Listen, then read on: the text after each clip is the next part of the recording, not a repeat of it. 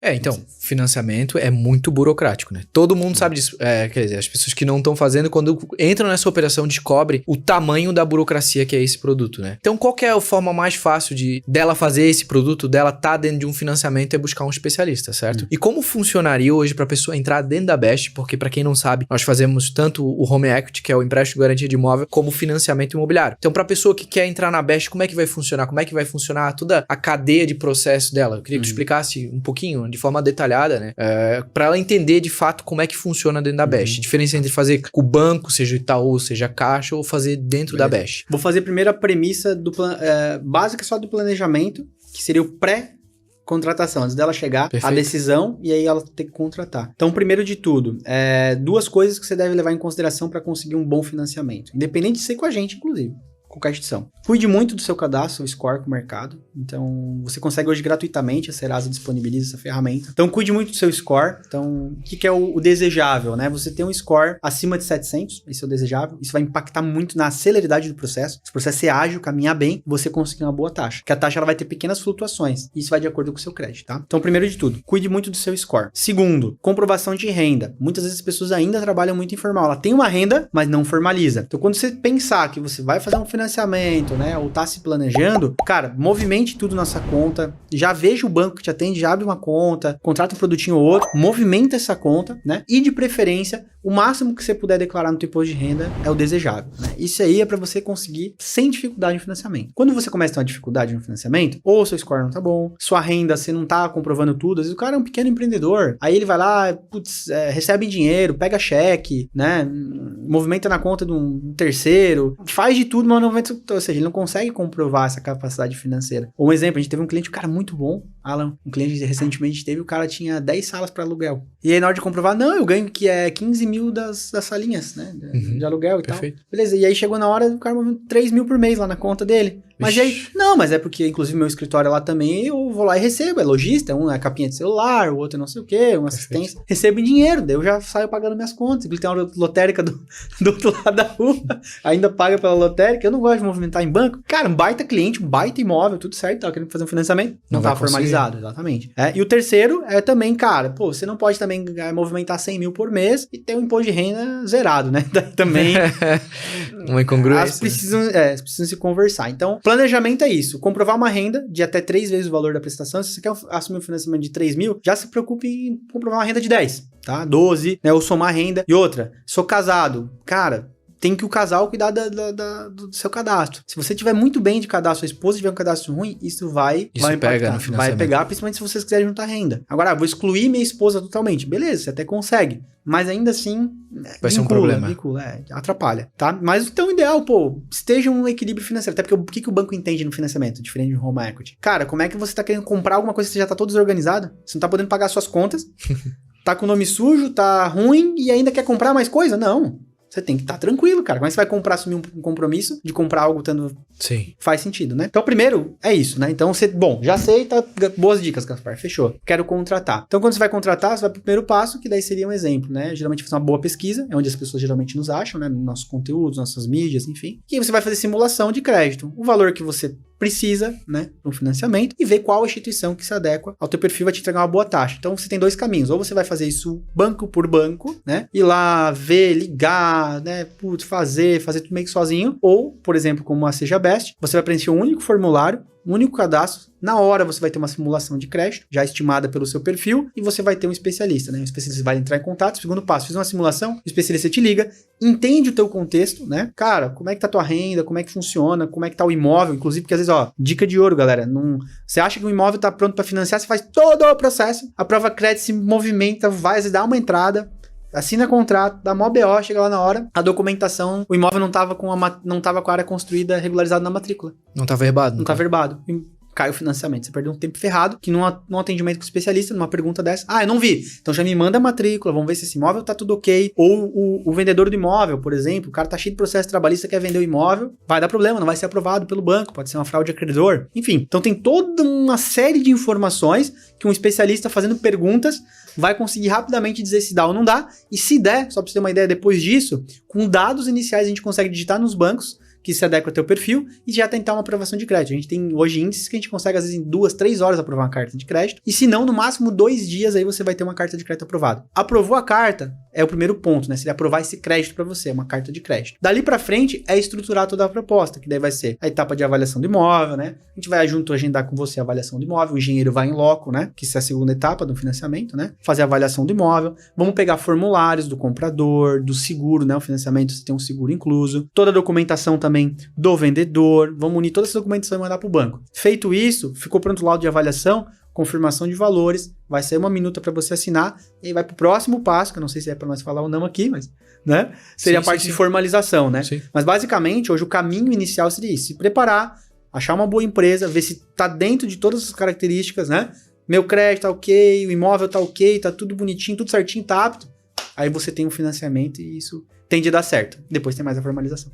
Então, tudo é somado na operação. Por exemplo, não é só analisar o meu crédito, não é só eu estar bem para conseguir comprar o financiamento, para fazer o financiamento. Então, é somado o vendedor, imóvel. Então, tudo isso é analisado dentro da operação? Tudo é analisado porque o imóvel é a garantia. E por que o vendedor é analisado? Porque se tiver qualquer situação desse vendedor que possa recair sobre essa garantia, pode ter uma preferência à frente do banco, o banco fica sem garantia. Então o banco certifica que, putz, né, essa venda ela tá sendo legal. Por exemplo, a pessoa tá com um monte de processo, esse bem não tá ainda penhorado, mas já tem um processo de execução que tá indo para leilão, né? E a instituição financeira, uma pessoa quando compra diretamente um imóvel, uma pessoa que tá tentando fazer uma fraude, ela é um terceiro de boa fé, né? Para a legislação, ela é um terceiro de boa fé. Ela não tinha consciência disso. Agora, a instituição financeira, quando vai para uma demanda judicial, ela não é um terceiro de boa-fé, tem perícia sobre as coisas. O banco, é obrigação do banco saber. Ela é um agente legal, né? Então, ou seja, ela tem a obrigação de saber. Então, por isso que certifica. Porque se der qualquer problema, o banco não tem como dizer, eu não sabia, eu não sou um agente profissional disso. Não, você sabia, você não deveria ter feito. Então, é diferente do que, né, você ser uma pessoa civil normal. Então, assim, por isso que é analisar tudo isso. O banco precisa certificar, né, que tá tudo dentro, para que essa garantia seja aceita. E, por exemplo, por que geralmente o imóvel que tem uma divergência diária não é aceito? Para justamente evitar que você tenha uma discussão futura. Não, mas não foi esse imóvel que você me financiou, olha lá. Lá dizia que era 100 metros, mas minha casa tem 200. E aí, eu construí e agora? Tudo é para diminuir o risco de um possível conflito. E também tem um risco ali na parte de avaliação, né? Por exemplo, o vendedor quer te vender um imóvel que ele diz que custa X e, obviamente, o banco vai lá e diz, não, custa bem menos do que X. É uma segurança pro próprio comprador, né? Perfeito. Isso seria... E muita gente reclama, né? Na parte de avaliação, dos processos, etc. Isso é bem top, né, a gente falar. Basicamente é o seguinte, né, os malandrão, né, geralmente, cara, o imóvel vale 1 milhão, eu sei que financia 80%, eu vou falar que vale 1.200, 1.300, pra ver se financia 100%. Só que daí você vai ter que declarar, né, essa compra. Eu posso forjar com né, a cabeça do consumidor, né? Forjar com o cara, vamos dizer que a gente vai vender por mais e a gente pega 100% e estamos feito. Só que se esse imóvel for avaliado a menos, o banco não vai te liberar 80% sobre o que você está falando. É sobre o menor. Se você declarar que está comprando por menos, o banco não se opõe contra isso. Se tu tem um imóvel de 1 milhão, tu quiser me vender por 800 mil, é um direito teu, não é fora da lei. Entendi. Você está vendendo. E o banco vai me financiar 80% dos 800 mil. Agora, se eu falar que eu estou pagando 1 milhão e esse imóvel for avaliado em 800, também é 80 sobre 800. É sempre o menor. Então isso é um detalhe muito importante que as pessoas acabam tendo problema. É 80% ou 90% que o banco vai te financiar com base no menor valor. Ou a declaração de compra e venda, o contrato que você tem, ou o valor de avaliação, ou que for menor, tá? E por que tem, cara, como é que funciona isso, né? Como é que é uma avaliação de imóvel? Na dúvida das pessoas. O engenheiro vai lá fazer uma vistoria do imóvel e vai pegar amostras, outros imóveis semelhantes para chegar numa média de metro quadrado. E as pessoas às vezes ficam bravas porque não é avaliado, mas vamos ser sinceros, pensem em vocês. Para que o banco quer o imóvel? É só uma garantia. Se der um pepino, ele precisa vender para resgatar o dinheiro dele. Aí um prédio, por exemplo, né? Tem um apartamento, a pessoa fala que vale 1 milhão para conseguir 800 mil de financiamento. Chega lá na hora do engenheiro ver, ele vai lá, tem 3 outros apartamentos à venda lá. Bah. Um por 700, um por 750, um por 800. Beleza, amanhã deu um problema, o banco vai botar para leilão. Eu vou lá comprar um imóvel, você pagaria 1 milhão num apartamento onde tem 3 por 750? Não, claro que não. E aí onde mora o negócio da avaliação. É assim que funciona. Então se tem 3 vendendo por 750, teu imóvel não vale 1 milhão, me desculpa. Ah, mas é que eu botei um piso de não sei o quê, né? Que eu tenho uma TV de 80 polegadas, eu gastei 300 mil de mobília. Cara, isso não é o imóvel. né? São acessórios do imóvel que você pode tirar, por exemplo. Não é uma garantia que o banco vai ficar lá. Então, dá muita confusão nisso e por isso que a base é uma base de mercado. É o que realmente o mercado está vendendo daquele imóvel. Essa é a base de valor dele. E a diferença de valor, né? Aí pegando esse gancho que a gente tava falando de valor. A diferença de valor entre esses produtos vem por causa da fonte, de onde vem o dinheiro desses produtos. Explica pra gente entender como é que funciona essa fonte do financiamento. Porque eu sei que a gente trabalha assim com o mercado de crédito imobiliário vai aprendendo, né? Eu sei que existe duas diferenças, né? Entre financiamento de primeira moradia, financiamento de segunda moradia. Então, tu pode explicar pra gente como é que funciona essa diferença? Cara, na verdade, o sistema financeiro, né, para a parte de crédito imobiliário, ele tem dois sistemas, né? Você vai ter o sistema financeiro da habitação, conhecido como SFH, que foi, na verdade, criado em 64, se eu não me engano. Foi quando o governo sentou e a gente precisa criar um sistema financeiro para ajudar o brasileiro a conquistar uma moradia. Tanto que a Caixa Econômica, para quem não sabe, até a logo da Caixa, ela significa, né? Até é um telhado cruzado, uma parte que é onde entra o recurso para baixo e quando ela tá para cima é o da moradia. No Google, se quiser dar um Google, olha só. O significado da Caixa foi isso. Então, a Caixa Econômica ela foi um banco criado especificamente para cuidar do crédito imobiliário, né? Ajudar o brasileiro a financiar a casa própria. Por isso que é o maior player, tem todos os benefícios, enfim. Então a Caixa foi o banco que foi desenvolvido para isso e essa lei foi também para ajudar o brasileiro a conquistar a primeira moradia. E aí de lá para cá, esse sistema obviamente vai sendo adaptado, né, para realidades, valores, enfim, mas existe toda uma legislação que ela vai limitar o teto de taxa, ou seja, por isso que vai ser de repente um produto mais barato, porque o banco não pode cobrar uma taxa maior que isso. A origem do recurso, ou seja, aí por o governo ter o FGTS, que também foi criado para duas situações, né? Duas situações, ou uma feliz e uma triste na tua vida, né? Uma, o fundo de garantia é para quando você é mandado embora, né? Pra você resgatar ele, se manter. E o segundo dele é quando você possa ou comprar um imóvel, aí é uma forma de você poder sacar, porque você não pode sacar, né? Porque você está lá preso, ou como agora o governo liberou, né? Fazer o saque, enfim. Uma emergência. Mas exatamente, é ele que detém as regras de quando você pode ou não usar, né, esse fundo.